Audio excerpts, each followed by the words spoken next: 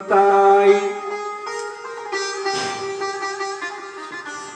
उलटता ही पड़िए सदा स्वामी संग लगाए। धारा को उल्टा करके उसके स्वामी का नाम जोड़ दो। धारा का उल्टा हो गया राधा, तो राधा का स्वामी कृष्ण। बस कल्याण के लिए ये दो ही मार्ग है, चाहे सीताराम सीताराम करो, चाहे राधा कृष्ण करो। आज तक जितने भी भक्त हुए हैं उन्होंने राज्य को, धन को, कुटुंब को, परिवार को, जिन्होंने इनको महत्व दिया है आज इनको कोई नहीं जानता, चाहे वो कितने पैसे वाले थे। लेकिन जिन्होंने इनको छोड़ करके राम और कृष्ण की शरणागति ली, उनके नाम आज भी अमर है। हमारे गांव में भी 5-10 मीरा मिल जाएंगी, लेकिन मीरा का नाम लेते सीधा मीरता याद आता है। मीरा के नामों की कमी नहीं है, लेकिन मीराबाई का नाम लेते सीधा मीरता याद आता है। इसी भावना को रखते हुए सत्यकेतु जी वन को चले गए और प्रताप भानु को राज्य दे दिया। छोटे भाई अरिवर्धन और उनका ससुर जो मंत्री था उसका नाम था धर्मरुचि। राजा भी पिता की तरह से धर्म के प्रजापालक, भगवान का भक्त, दानी, जितने भी कर्म करता सारे भगवान के अर्पण कर देता। धर्म बिन धर्म, राजनीति बिन धन बिनु धर्म, प्रभु ही समर्पे बिनु सत्कर्म। अगर आप सत्कर्म करोगे, उनका सांसारिक फल मांग लिया तो समझिए आनंद नहीं है। और आपने भगवान की भक्ति की, भगवान को ही समर्पित कर दी, तो उसका श्रेष्ठ फल मिलता है। धर्म राजा प्रताप भानु ने भी यही काम किया। पितरों को प्रसन्न किया, ब्राह्मणों को प्रसन्न किया, देवताओं को प्रसन्न किया। और ऐसा ही धर्म रुचि रोज धर्म कर्म की नित्य ने उपदेश देता कि आज राजा जी ये धर्म कीजिए, आज राजा जी ये धर्म कीजिए। इसी प्रकार से प्रताप भानु उसका बल पाकर के ये भूमि धन संपन्न हो गई।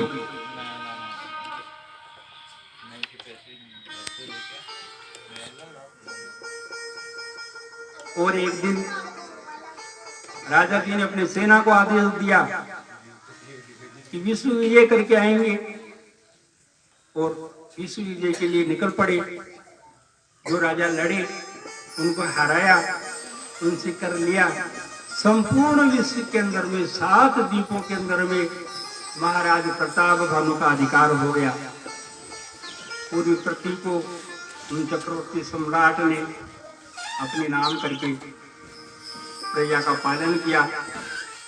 एक समय उनका शिकार खेलने का मन हुआ। जब शिकार खेलने के लिए निकले तो उन्होंने क्या देखा? पहाड़ जैसा एक सुअर, उसके दांत ऐसे लगते थे जैसे रावण ने चंद्रमा को अपने मुख में ले लिया हो। बड़ा होने के कारण निकल नहीं सकता, लेकिन क्रोध के कारण छोड़ भी नहीं सकता। राजा ने उन पर तीर चलाया। सुअर तीरों को बचा बचा करके जाने लगा। जब देखा राजा जी पीछा नहीं छोड़ेंगे तो एक गुफा के अंदर में घुस गया। प्रताप भानु बहनवन के अंदर में पहुंच गए और भूख और प्यास व्याकुल हो गई। घूमते घूमते उन्हें एक सन्यासी दिखाई दी। उन्होंने उनको सरोवर बताया, जल पिलाया और अपने पास में बिठाया।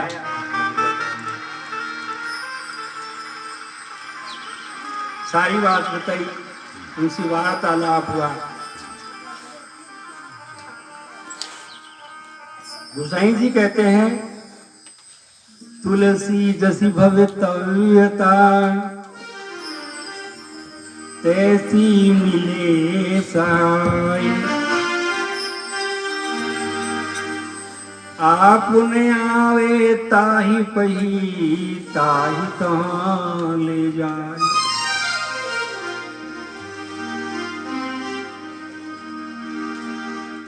जैसी घटना घटने को होती है मनुष्य को वही ले जाती है वो। और इस घटना के पीछे भी यही कारण था कि प्रताप भानु को वन में जाना पड़ा। उनसे वार्तालाप हुआ। उन्होंने पूछा, महाराज आपका नाम क्या है? उन्होंने बताया, मेरा नाम एक तनु है। जब से आदि सृष्टि उत्पन्न हुई तभी से लेकर के आज तक मैं कभी मरा ही नहीं। वो सन्यासी कौन थे? जिन राजाओं को हराया था उनमें से एक राजा था। वो शर्म के मारे अपने राज्य में नहीं गया और स्वामी बन करके जंगल में आ गया कि जिस दिन राजा प्रताप भानु को हराऊंगा उसी दिन जाकर के अपना राज्य संभालूंगा। प्रताप भानु ने उनको नहीं पहचाना, लेकिन उन्होंने पहचान लिया कि यही प्रताप भानु है, आज अच्छा मौका है। और ऐसा ज्ञान दिया कि प्रताप भानु ने उनसे वर मांग लिया। क्या मांगा? जरा मरण दुख रहित तनु समर जीते जनि कोई, एक छत्र रिपुहीन मही राज कल्प सत होई। लोभ की पराकाष्ठा कैसी होती है, लोभ कैसा होता है, गोसाई जी ने यहाँ बहुत अच्छी तरह से समझा दिया है।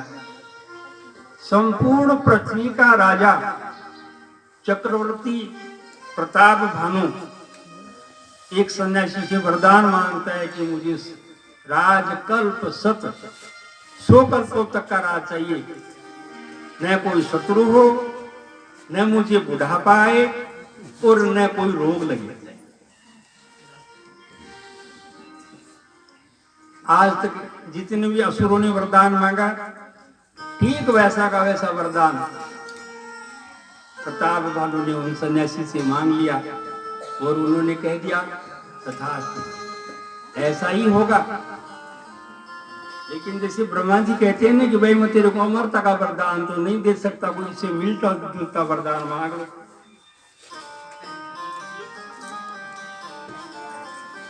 वही बात प्रताप भानु के साथ में भी हुई। उन्होंने शर्त लगा दी। क्या शर्त लगाई? छठी श्रवण यह परत कहानी, छठी श्रवण यह परत कहानी।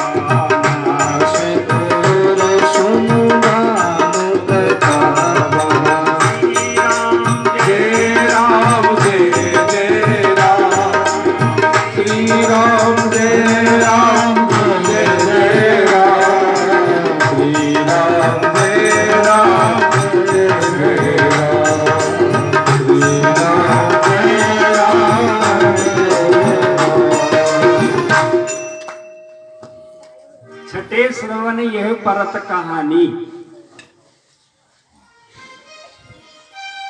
दो कान सन्यासी के, दो कान प्रताप भानु के, 4 कान हो गए। का छठे कान में तीसरे आदमी को अगर ये बात बता दी तुम्हारा नाश हो जाएगा।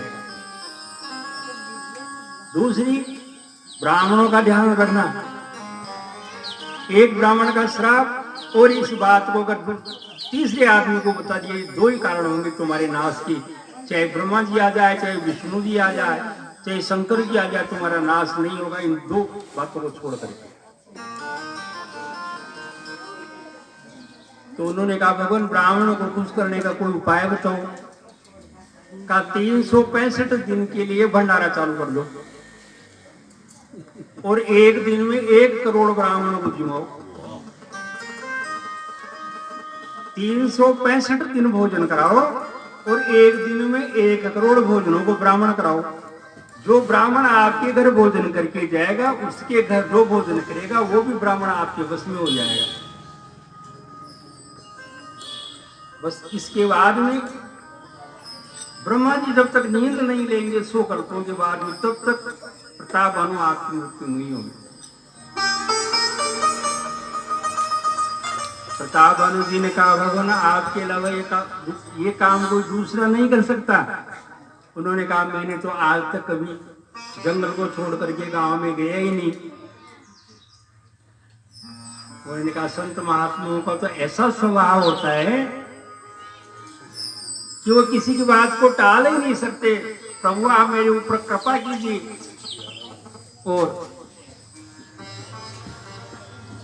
आप ही वहां आकर के मेरे इस कार्य को पूरा करवाइए। तब उन्होंने कहा ठीक है, मैं ही आकर के तुम्हारा कार्य पूरा करवाऊंगा। भूखे प्यासे थके राजा को नींद आ गई। जो सुअर बन के आया था काल के तू निस्सर, वो आया, दोनों में बात की, सन्यासी और काल के तुम्हें, और राजा को वहां से उठा करके माया से रानी के पास ले जाकर के सुला दिया। जब राजा की नींद खुली तो देखा घर में आ गया। सोचा वो तो बहुत प्रतापी है जो मुझे सूते सूते यहाँ भेज दिया। उठकर के जंगल में गया। सुबह राजा आया, नगरवासियों ने राजा जी का स्वागत किया और 3 दिन तक प्रताप भानु को नींद ही नहीं आई।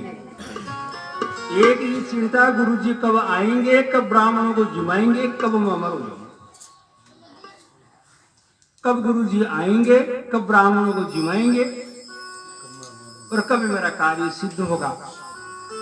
बड़ी मुश्किल से प्रताप भानु के 3 दिन निकले। काल केतु उनको छोड़ने की आया, जाते हुए उनके रसोई को उठाकर को ले गया और खुद वहां रसोईया बन करके बैठ गया। इस बात का महाराज को पता नहीं चला। तीसरे दिन आकर के महाराज जी से मिले, बहुत प्रसन्न हुए, कहा आज से रसोई चालू। और उन्होंने रसोई का कार्यक्रम कर दिया। 1 करोड़ ब्राह्मणों को निमंत्रण दे दिया कि जाओ भाई, 1 करोड़ ब्राह्मणों को। 1 करोड़ ब्राह्मण जो आज जीवेंगे उनका नंबर कल नहीं है, एक बार जीवना है। इस बात का ध्यान रखना। रसोई बन गई। कैसी बनी? मायामय 3 की रसोई,